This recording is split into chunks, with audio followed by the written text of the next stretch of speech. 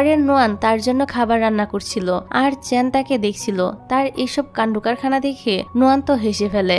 তারপর ফ্রিজ খুললে সে তার দেওয়া সেই স্পেশাল ড্রিঙ্কসটা দেখতে পায়। সে কিছু বলতেই যাবে তখনই চ্যান ফ্রিজ বন্ধ করে দেয় আর বলে, এটা আমার ড্রিঙ্কস, এটার সঙ্গে আমি যা ইচ্ছা তাই করব।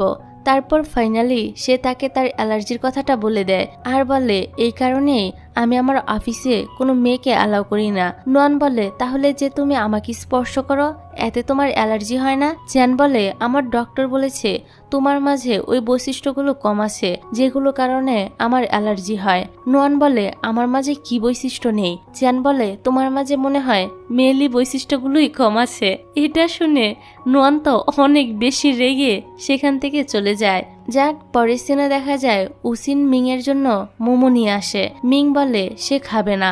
উসিন চলে গেলে সে ঠিকই চুরি করে সেটা খেতে থাকে। উসিন পিছন থেকে এসে বলে, কি টেস্টি তো, আচ্ছা তুমি এরকম বাচ্চাদের মতো চুরি করে খাচ্ছিলে কেন? মিং বলে, তুমি আমাকে একদমই বাচ্চা বলবে না, আমি বড় হয়ে গিয়েছি। উসিন বলে, আমি তোমার বড় বোনের থেকেও বয়সে বড়।